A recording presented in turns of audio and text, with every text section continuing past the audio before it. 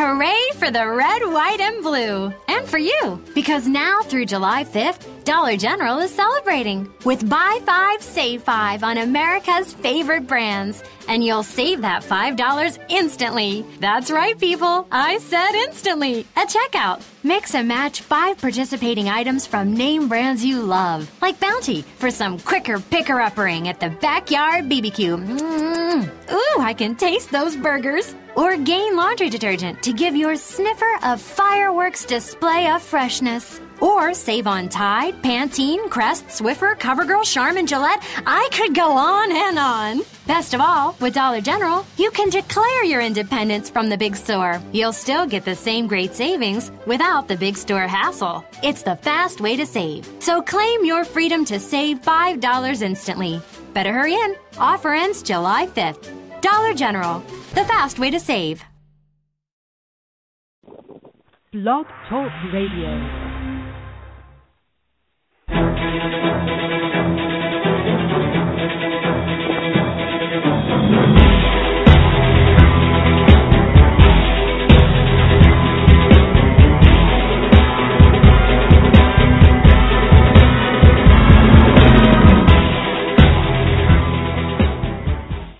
Welcome to another episode of The Grueling Truth. I'm your host, Mike Goodpaster. We got a great show, as always, for you tonight. First, let me welcome in, as always, my NFL guest host, which is Matt Andrew Scavage. Thank you, Mike. Good to be here. All right, so tonight it's been like a month since we've had a 49er on, and everybody knows how pouty Matt gets if we don't have a 49er on at least once a month. So he can bring up all the Super Bowls his team's won and how pathetic my team is. Because, I mean, everybody is. We were talking to Dexter earlier. I was telling him how Matt always bullies me. So everybody knows that, too. I get all kind of tweets that people really feel sorry for me all the time, too. So without any further ado, I'm going to introduce one of the top kick returners in the NCAAs in the 1980s up through 1989, played at Florida.St for legendary Bobby Bowden. Then he went on with the San Francisco 49ers. One of probably their main kick returner, 1994 Super Bowl 29 season. Help me welcome to The Grueling Truth, Dexter Carter. Hey, it's a pleasure being on The Grueling Truth with Mike and Matt. Well, we it's appreciate great to you have being you here. Hey, appreciate it, man. So Looking forward to this evening. Okay, let's get started from the beginning. Just tell us a little bit about your childhood. At what age you started playing football? Well, I started playing at 8 years old and got involved because my mom loved the Dallas Cowboys. So I became a Dallas Cowboy fan from 8 years old and thought I was Tony Dorsett. So from Pop Warner on, that's exactly who I was, Tony D out in the yard. And yeah, man. So I ended up, from 8 years old playing up through Pop Warner and middle school and high school. And obviously everybody probably knows some of the story from that point on, but I'm sure we'll fill it in throughout this show. So Dexter, what made you want to play your college football at Florida.St? Well, coming up through high school, I was a 150-pound running back as a sophomore and junior in college and had what some of the reporters in the state of Georgia called a whopping like Herschel Walker season. My junior year, I had 1,800 yards rushing, and I went to my high school coach and I said, hey, Coach, I'd like to, go to a football camp, because I was getting some notoriety, but, I wasn't getting any offers. So he came back to me about 2 weeks before the summer after my junior year, and he had one application, and I just knew it was the University of Georgia because I was a Bulldog and a Atlanta Falcon fan, but it was definitely not a Georgia application. It was a Florida State, and that was back in like 1985, and it was Florida State, and I had never heard of them, and I'm glad he did it because when I went to Florida State that summer, and out of 300 and some kids, Leroy Butler, the Green Bay great, was part of that camp there, and we both went in as freshmen together at Florida State. But nonetheless, I was the fastest kid in the camp, and one of the smallest. So I did enough to get Coach Bowden's attention, who offered me a scholarship. And he had me at hello. That's when I learned about who Bobby Bowden was, and man of his word and an honorable man. And no matter who came calling my senior year, Bobby Bowden had me that summer. So and an interesting part of that story is about 8 years ago, I finally went to my high school coach, who's a very good friend of mine, and I asked him, I said, why, out of all the teams around the Southeast and the country, why Florida-State? And he said, because I knew, coming from a small town and you being a small player, although very talented, that I had to get you in front of coaches so they can see your talent. And he said at that time, Florida State coaching staff was one of the very few coaching staff that actually ran their football camp. So he knew if I got in front of those coaches that my talent would show them, what my ability was, and it worked out great for me. You mentioned Bobby Bowden, one of the greatest college football coaches in history. Just, do you have any memorable stories about him, or just what kind of man was he to play for? Oh, man, what you see is what you get. A lot of people, probably about 95% of the people that ever talk to me about Coach Bowden say, man, was he really real, or is that all a front? I said, no, he's that Christian of a man, and, he loves his boys, and sometimes to a fault. A lot of people think he gives you, second, third chances, but, he's a father figure. And he tells your parents whenever you go to school there that he's going to, take care of you. He's going to punish you whenever you do something wrong, and he's going to love you, the same. So he just, in my opinion, still today, I called his house 2 days ago, and Miss Ann answered the phone, and she said, well, Bobby's not here, but he's coughing. As soon as he comes in, I tell him to call you. And what's crazy is anybody that can walk right up to his house, man, in Tallahassee, that is crazy. He still will say, hey, buddy, how you doing? To anybody who walks up to the door is crazy. But that's the kind of guy he is. And I tell you, a story about him is my freshman year. Every freshman that comes in, he always had you fill out a card, a 5x7 index card, saying what were your goals for that year. And, you got this freshman coming in at 165 pounds, and, well, actually more like 150, but I was just imagining that I was soaking wet, and I was 165 pounds. But anyway, he had me fill out this card along with the other freshmen, and my goal was to start as a freshman. And he tells this story, he told it every year in football camps. I had high school coaches tell me this over the years. He said, man, this freshman just says that, hey, he wants to start. I guess he didn't know about Sammy Smith, who was a sophomore coming into that year and was a Heisman hopeful. But he quickly learned it didn't matter who, it's kind of like I tell people, and I tell my teams that I coach, it's not who we play, it's how we play. And that's the way I felt as a player. I always was feisty, but I had to be because I was always smaller than everybody else, so I had to do a little bit more to prove my worth.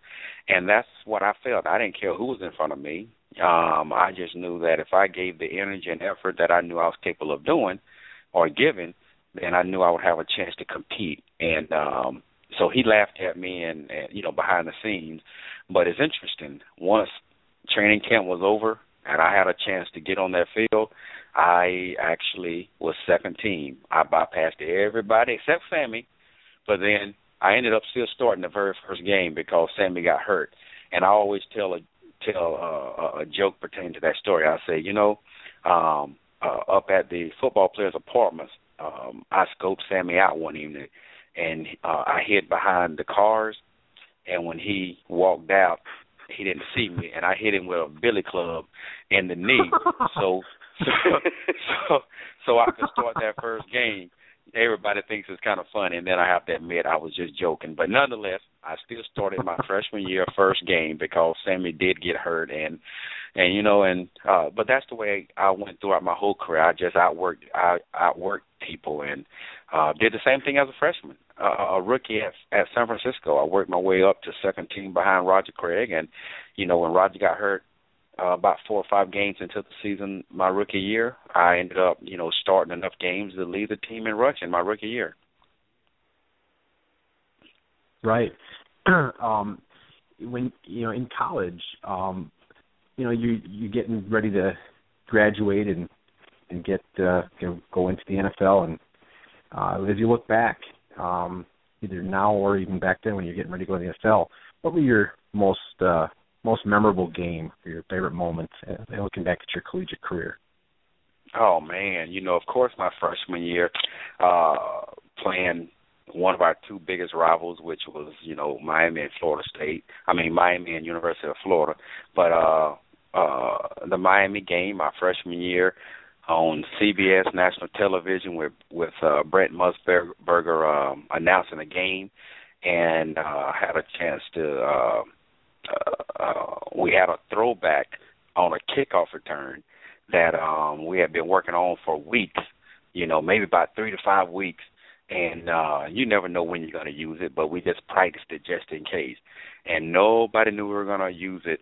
My freshman year, Vinny Testaverde was the quarterback, for the Hurricanes, and they had Michael Irvin, all those great guys back in 1986, and we get ready to go out there for the kickoff return, and Coach Bowden calls the throwback, and I take it back it was a 105-yard kickoff return, although I only took it back 95 yards because Keith Ross brought it out of the end zone, threw it back across field to me, and if you ever watch it on YouTube, I scooped it up like a shortstop. I always tell people, hey, I had some baseball skills and was pretty good in baseball too, and maybe we'll share that story some other time, but yeah, that was a memorable moment of my collegiate career, and then and Miami also was another memorable one. My senior year, I first play of the game, I took it back 45 yards for a touchdown. On first play.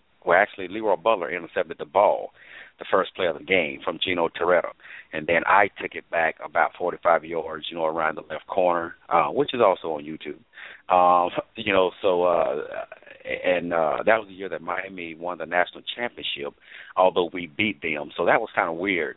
But unfortunately, they beat Miami later in the year, which was obviously a key game for them that kind of propelled them back up ahead of us.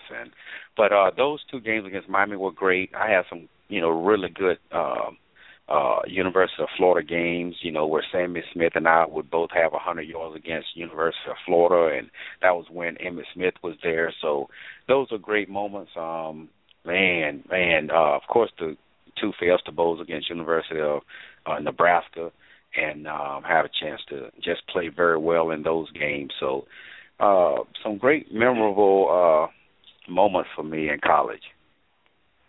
Well, then you go to the NFL. You're drafted in the first round by the defending world champions.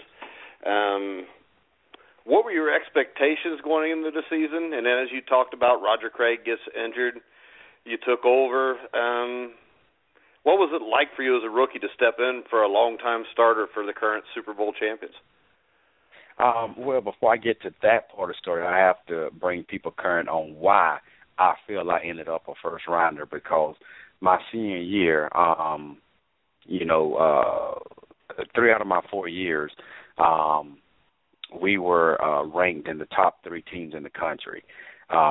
We were 3 in the country twice and 2 in the country once, but we could never get past University of Miami. And then when we did get past University of Miami, unfortunately, the first game of my senior year, Brett Favre, and many people forget who Michael Jackson was, and not the singer, but Michael Jackson, the receiver that played for the Cleveland Browns for a number of years. Man, my freshman year we played Southern Miss in the Gator Bowl in Jacksonville, and they snuck up on us and stunned us. That's when Brett Favre, name kind of surfaced on what he could be, and and then we ended up losing to Clemson the second game of the season. So we ended up having to come back and carry everybody else up to pull back up in the top 3 in the country.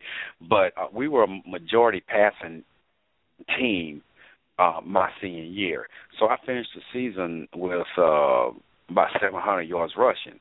So when you think about that and you wonder why did a guy become a first-round draft pick for the defending Super Bowl champions, well, at the end of the season, I don't believe that I was a first-round prospect. What occurred was I ended up being selected in the Senior Bowl and played for Buddy Ryan, who loved to hit. And we played against Marty Schottenheimer and the South and the North team.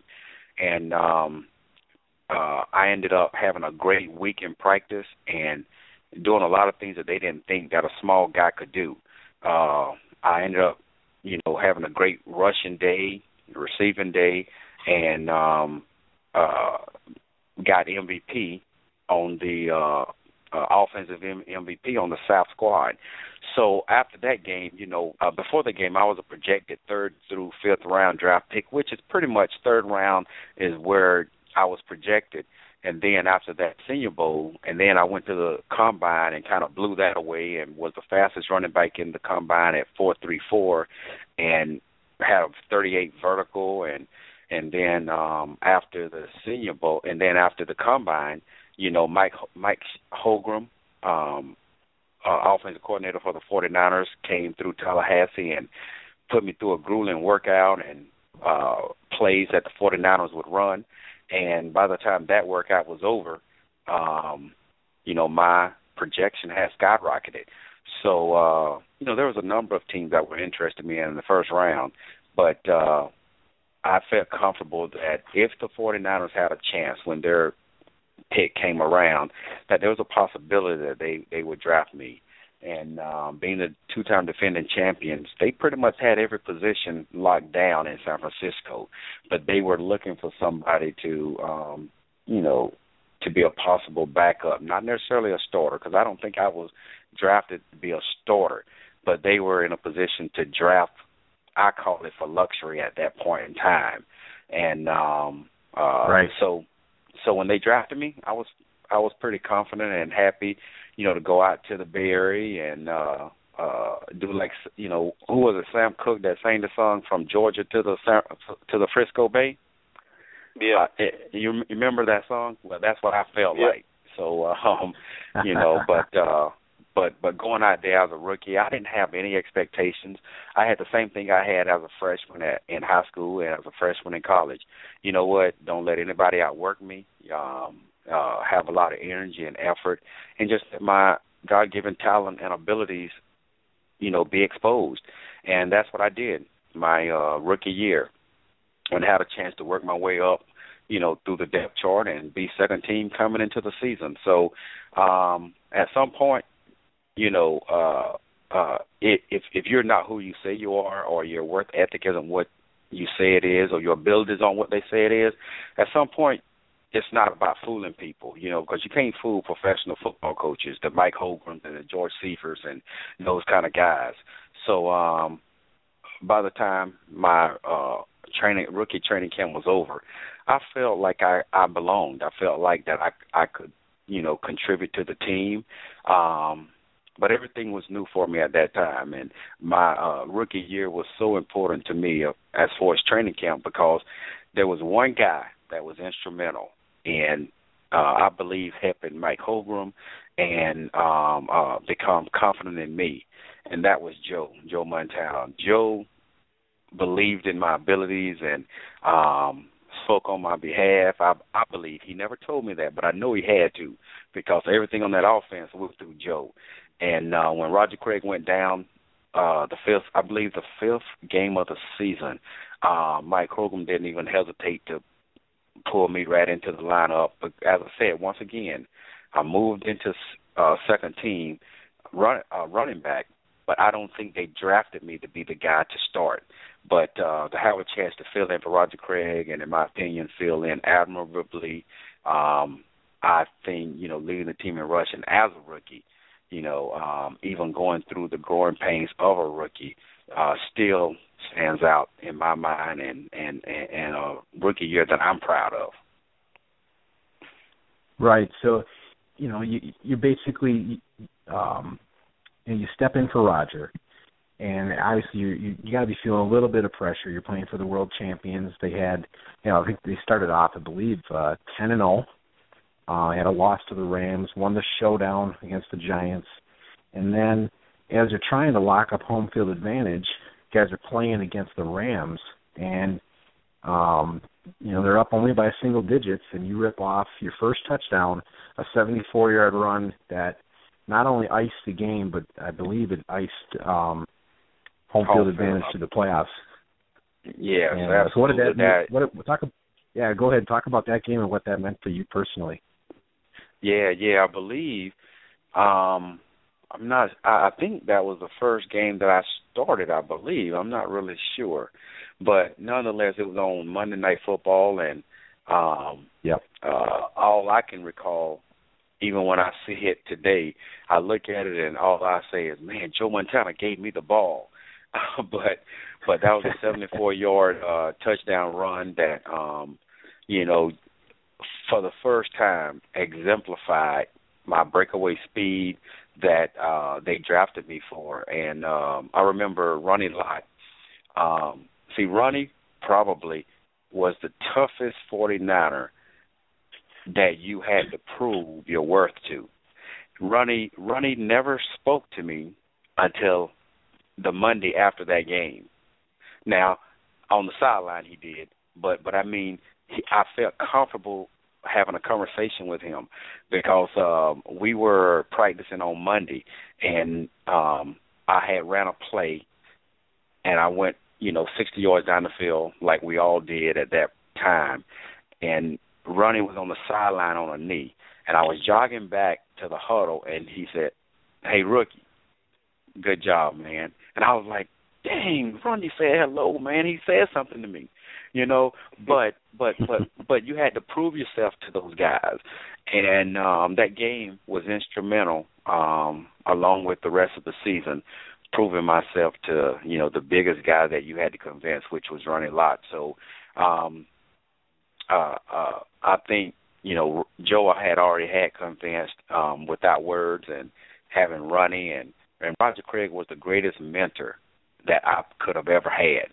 And he's still a great guy today, hadn't changed a bit. So I couldn't have had a great group of guys to learn the profession from and how to deal professionally with the good and bad that comes, because there's always good and bad, because you don't always have a good game. So, but you got to be able to compartmentalize things and move forward, from a business perspective. And I hope that I learned and I represented the 49ers and those players well as I continue to develop through my career.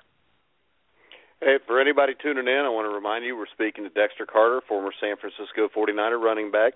Let's go. The 1990 season ended with a heartbreaking loss to the Raiders to the Giants in the NFC Championship.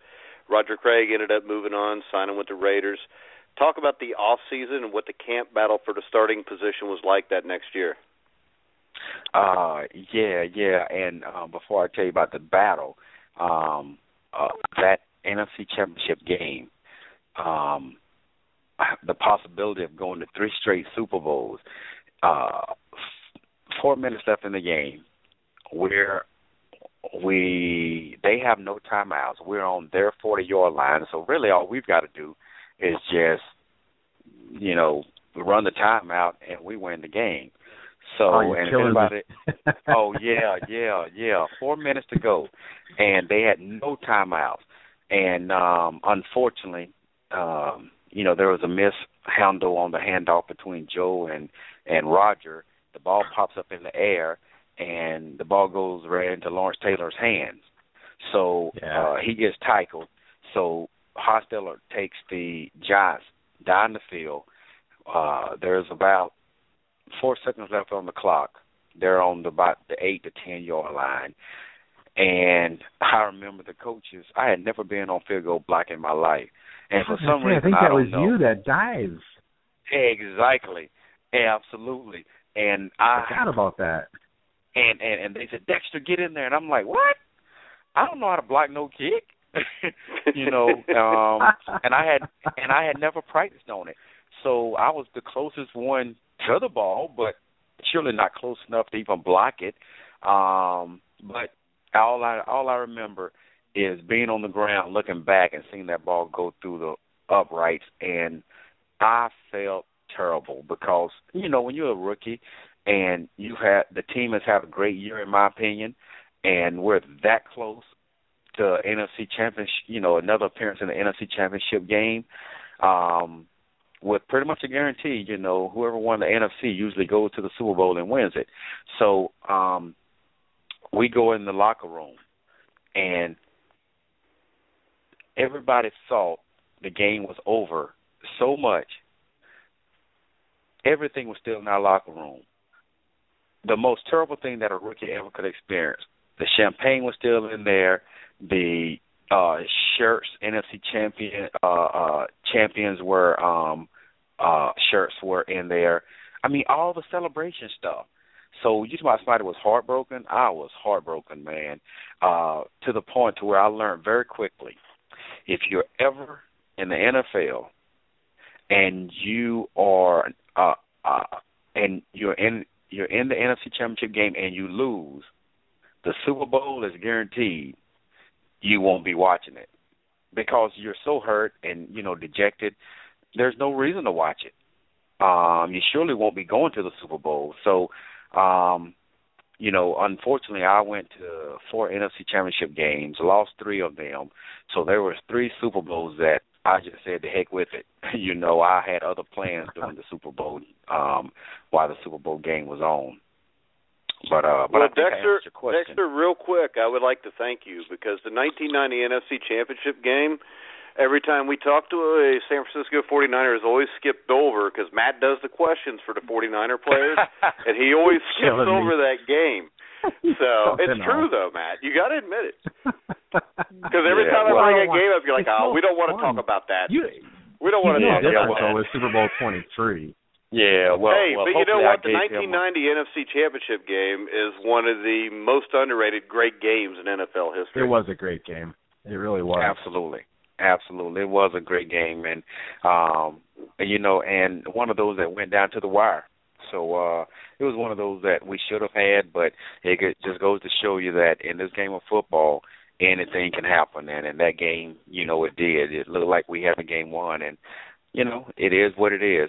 So we live to play another year, and going into the next season, just to kind of jump on what you said later, Roger Craig was gone, and I learned something then. Roger Craig and Ronnie Lott, I believe that was the year that they Ronnie went to the Raiders. No, they both went to the Raiders, I believe. Yeah. They both. And then the next year was the Joe, you know, situation, and I learned very quickly that what NFL really meant, and that was not for long. And no matter how much you do for an organization, when they think you're too old or they think that it's time to go, then they're going to ship you out. So when you're young in your career, you don't think about it. But when you see some great 49ers like that be shipped out, and then you start witnessing the Joe Montana and Steve Young transition, it brings a lot of things to the surface, and from a reality perspective. But once Roger left, I knew that, once again, as I said, they didn't bring me in to start, but I knew based on my performance that I would have a chance to start. But I believe Keith Henderson was our big back and would get most of the carries for that 1991 season, and we pretty much shared the backfield that year. Although I started, but I knew he would get most of the carries. He was a big, strong back, and and I filled in, and I think I had like 385 yards rushing that year. I'm not sure what he had. Hey, real quick, let me remind everybody, this is the live part of the show will be over in 90 seconds. So if you're listening now, it'll cut off at the bottom of the hour, but at the top of the hour, midnight, just go to the Grueling Truth Facebook page or the Blog Talk page, or you can find us on Twitter also. You click on there, you can get the last 15 minutes of archive time there. So, Matt, I think the next question's yours. Yes, sir. So, yeah, after the 91 season, a lot of change in the regard, like we talked about.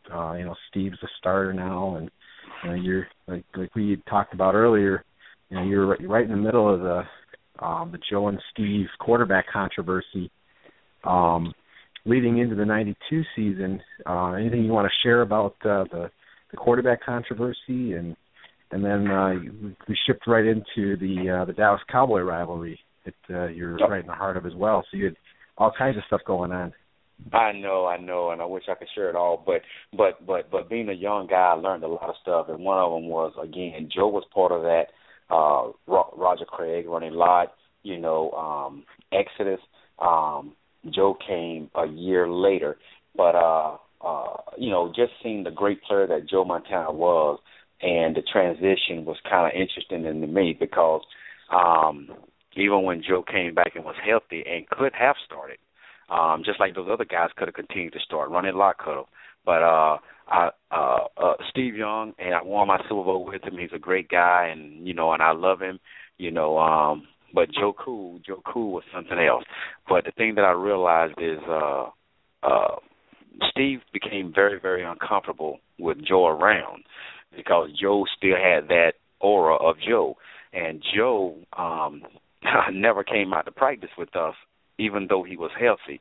He used to have to come out after practice because Steve didn't feel very comfortable with, Joe looking over his shoulder. And, and I kind of can understand a little bit, but what I couldn't understand is, man, that's Joe Montana, But Joe used to come out after practice, and him and Jerry would, throw his routes and all that kind of stuff, which was kind of a weird situation. But, at that time, the 49ers realized that they were transitioning to Steve, and Steve pretty much, what Steve wanted, Steve pretty much got at that point in time.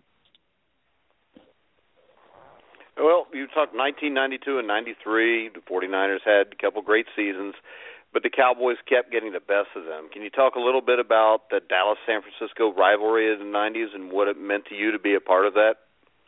Oh, yeah, I'd tell you what it meant to me. I told you my mom was a Cowboy fan, so I grew up a Cowboy fan. So I had to grow to hate the Cowboys. I did.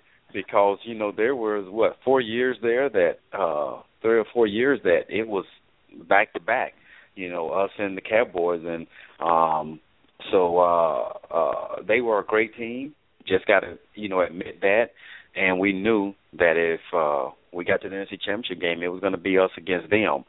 So it's frustrating to know that there's about, 3 more Super Bowl rings that are on their fingers that should have been on mine, but I tell you, I wouldn't have had it any other way to have a chance to be in a game that I don't think there's 2 teams that probably played that consistently against year in and year out that you knew that whoever won was going to win the Super Bowl. So I'm glad I had that experience, with the 49ers and playing against the Cowboys, and having the experience of having Dion come over, play with us, then leave us and go play with Dallas, after playing with Dion, at San Francisco and with the Seminoles, and just seeing, the great impact he had, just being, in my opinion, one of the greatest NFL players of all time.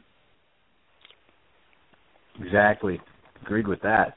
So 1994 comes around, gets free agents in there. Looks like, this might be the year the Niners finally vanquish the Cowboys. So, you go through some injuries earlier on in the season. You were the primary kick returner and the punt returner. You had a big kick return against the Redskins at RFK to basically seal that game, setting up the Dallas game the next week, which won that. But, during the season, with Dion there was always talks about Dion lobbying to get on special teams, get on offense, and, you're the primary kick returner and punt returner. Is there truth to that? And if so, what was that like for you going through that? Well, one, remind me just in case I get off track. But when Deion came to San Francisco, one, I knew his abilities as a kick return guy.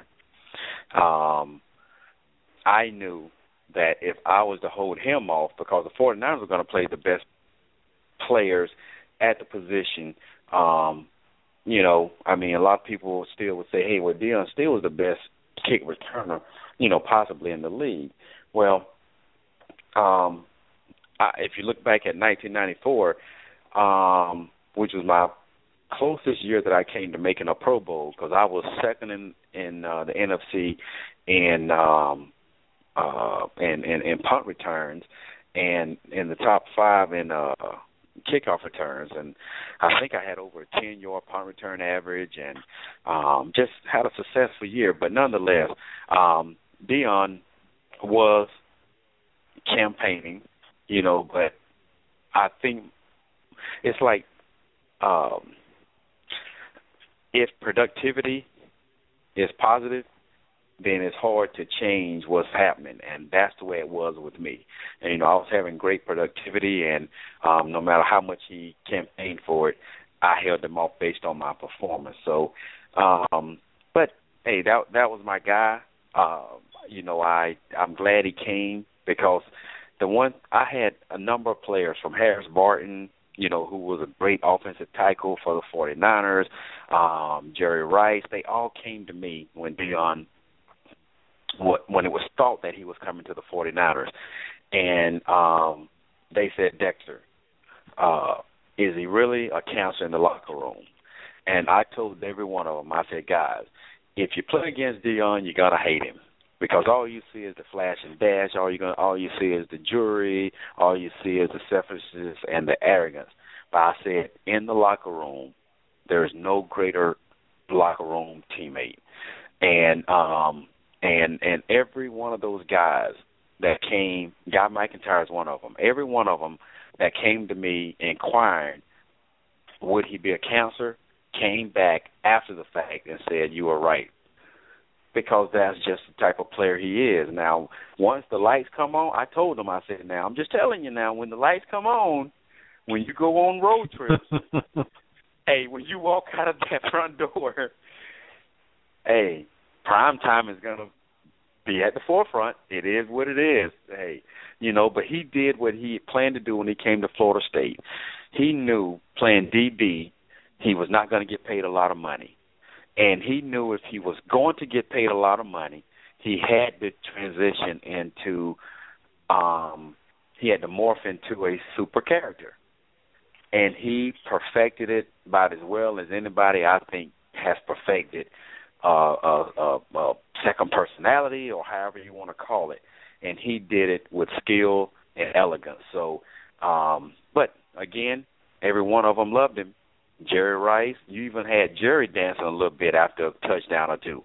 Steve even got a little funky with it every now and then, But they loved him. That they loved him. He was different. That doesn't mean they were going to hang out with him after practice, But once we were in that locker room, in between those lines, he was the consummate teammate.